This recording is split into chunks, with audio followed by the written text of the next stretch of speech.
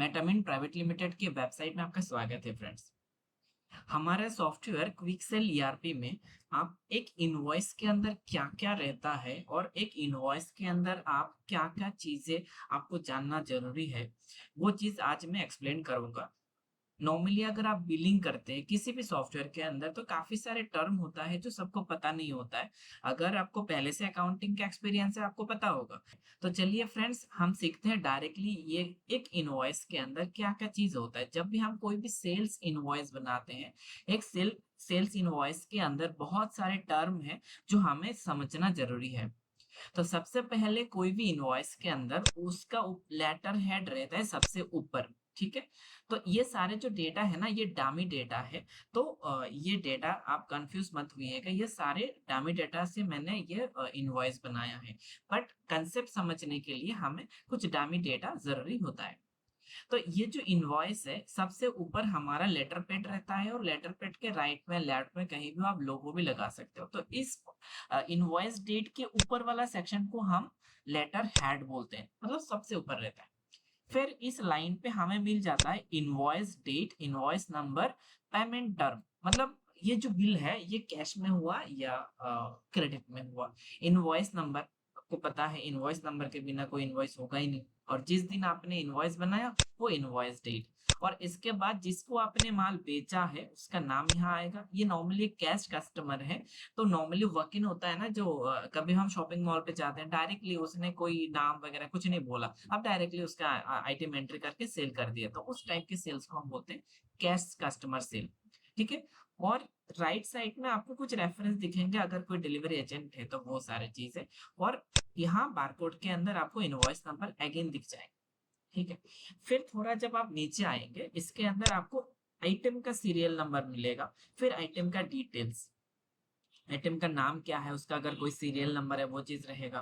फिर इसके right side में रहेगा HSN कोड। ये ग्लोबल इंटरनेशनल कोड है। कोई भी आइटम का एक कोड नंबर गवर्नमेंट ने दे के रखे हैं जो इंटरनेशनली रिकॉग्नाइज करते हैं, और इसी कोड से गवर्नमेंट ये आइडेंटिफाई कर लेता है कि ये कौन से कैटेगरी के आइटम पर्टिकुलर ये बिजनेस सेल कर रहा है। ठीक है। फिर इसका MRP आ गया, फिर क्वांटिटी, डिस्काउंट परसेंटेज और इसका प्राइस। तो ये MRP एंड प्राइस का भी डिफरेंस इसलिए आता है, अगर आपने डिस्काउंट दिया तो ये प्राइस चेंज होके थोड़ा नीचे आ जाएगा। ठीक है। फिर ये है GST परसेंटेज। नॉर्मली इंडिया में अभी GST लगता है, तो ये GST परसेंटेज और IGST मतलब अगर आप जिस स्टेट में आपका कंपनी रजिस्टर्ड है उस स्टेट के बाहर के किसी स्टेट में आप माल सेल कर रहे हैं तो वो IGST में आता है। अगर आप लोकली माल सेल कर रहे हैं तो CGST या GST में आएगा। और सेस होता है कुछ कुछ आइटम जैसे टोबाको या कुछ ऐसा आइटम है जिसके अंदर गवर्नमेंट एक्स्ट्रा सेस लगाते हैं, एडिशनल टैक्स लगाते हैं, उसको हम सेस बोलते हैं।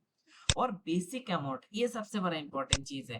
बेसिक वो होता है जो टैक्स से पहले, मान के चलिए आपका एक आइटम का टोटल MRP है 100 रुपए, बट 100 रुपए से पहले एक आइटम के ऊपर टैक्स लग के 100 रुपए हुआ। अगर हम इसको और आसान बताएं, मान के चलिए 12% टैक्स के अंदर एक आइटम का एक्चुअल प्राइस है 112 रुपीज। ठीक है। और 112 रुपीज के अंदर 12 रुपीज टैक्स है और प्रोडक्ट का एक्चुअल रेट है 100 रुपीज। तो 100 को हम बोलेंगे बेसिक और 12 रुपीज होगा उसका टैक्स। तो टोटल हमें दुकानदार को पे करना कितना पड़ेगा, 112 रुपए, 112 रुपीज। ठीक है। तो इस केस में MRP हो गया या टोटल बिलिंग अमाउंट हो गया 1699, जिसके अंदर हमारा टैक्स आ रहा था 182 रुपीज। और इसका एक्चुअल बेसिक अमाउंट है 1516। बेसिक मतलब इस अमाउंट के ऊपर 12% लग के ये अमाउंट हुआ है। इस अमाउंट के ऊपर 12% प्लस करके हमने इस अमाउंट को प्राप्त किया है। ठीक है। तो बेसिक होता है वो अमाउंट जिस अमाउंट के ऊपर टैक्स लगता है, और फाइनल बिलिंग अमाउंट होता है जो बेसिक प्लस टैक्स दोनों मिला के फाइनल अमाउंट बनता है। तो इस जगह में नॉर्मली जो बिलिंग काउंटर में बैठते हैं वो लोग गलती करते हैं, बेसिक क्या है और फाइनल अमाउंट क्या है। ये बेसिक को हम कभी कभी टैक्सेबल अमाउंट भी बोलते हैं। कुछ कुछ टर्म आपको पता नहीं होगा, कोई भी अगर आपको बोल दे कि ये टैक्सेबल अमाउंट क्या है, तो टैक्सेबल अमाउंट बेसिकली बेसिक है जिस अमाउंट के ऊपर टैक्स लग के टोटल प्लस होके फाइनल अमाउंट बना है। तो ये चीज बेसिक है, इसको आपको समझ के काम करना है। फिर थोड़ा नीचे आने के बाद आपको मान के चलो, जैसे इस बिल के अंदर एक ही आइटम है, इस एक ही आइटम मैंने इसलिए लिया कि आपको समझाने के लिए। जब आप दो आइटम होगा तो यहाँ बेसिक अमाउंट बढ़ जाएगा, दो आइटम का बेसिक आएगा, और टोटल टैक्स में भी दो आइटम का टैक्स आएगा। बट इस रो के अंदर इंडिविजुअल हर एक आइटम का अलग अलग करके दिखाया जाता है। ठीक है। फिर अगर कोई भी डिस्काउंट फाइनली अगर आपका बिल के ऊपर आ रहा है तो वो यहाँ आएगा, ये स्पेशल डिस्काउंट रहता है। Otherwise item wise discount best रहता है। आइटम वाइज डिस्काउंट पे क्या होता है कि आपको पहले से पता है कि आइटम के अंदर क्या डिस्काउंट है। ठीक है। तो और सेंटर में हमने पेमेंट समरी, अगर कस्टमर ने पैसा पूरा पे कर दिया तो हम देखिए यहाँ 1699 टोटल पेमेंट रिसीव हो चुका है कस्टमर से, टोटल अमाउंट हमने प्राप्त कर लिया है कस्टमर से। तो इसमें कोई भी डिस्काउंट नहीं, सॉरी कोई भी ड्यू नहीं है। ठीक है। तो इस तरीके से एक इनवॉइस को हम समझ सकते हैं। एक इनवॉइस के अंदर ये सारे टर्म होता है। शायद आपको पूरा इनवॉइस के सारे टर्म क्लियर हो चुके होंगे। तो अगर आपका क्लियर हो गया तो वेरी गुड, अगर क्लियर नहीं हुआ है तो दोबारा फिर से ये वीडियो देखिए, देखने के बाद आपको पूरा क्लियर हो जाएगा। ठीक है। तो इसका मैं अगर पूरा समरी बताऊं तो कंप्लीट एक इनवॉइस के अंदर कस्टमर रहता है, जिस कंपनी ने बेचा है लेटर हेड रहता है, और कुछ रेफरेंस इंफॉर्मेशन रहता है, इनवॉइस डेट, इनवॉइस नंबर और पेमेंट टर्म।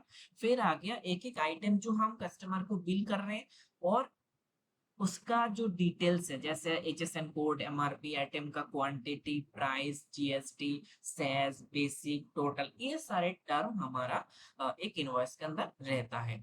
उम्मीद करता हूँ कि आपको समझ में आ गया होगा। फ्रेंड्स, अगर कोई भी क्वेरीज है ना, कमेंट पे लिखिए, तो हम आपको आंसर कर देंगे। ठीक है। और अगर आपको कोई भी डाउट है समझने में तो हमारा सपोर्ट के नंबर पे आप बात कर सकते हैं, हमारा टीम आपको समझा देंगे। और अगर ये सॉफ्टवेयर आप अपने बिजनेस के लिए यूज करना चाहते हैं तो हमारा नंबर पे कॉल करके आप डेमो देख सकते हैं। डेमो बिल्कुल फ्री है, और इसके लिए आपको हमारा टीम से पूरा सहायता किया जाएगा। ठीक है। फ्रेंड्स, बहुत बहुत धन्यवाद आपका ये कीमती वक्त देने के लिए। और हमारा चैनल पे अगर आप फर्स्ट टाइम आ रहे हैं तो एक बार चैनल सब्सक्राइब भी कर दीजिएगा, तो आपको हमारा न्यू अपडेट्स मिलता रहेगा टाइम टू टाइम। बहुत बहुत धन्यवाद फ्रेंड्स, आपका कीमती वक्त देने के लिए।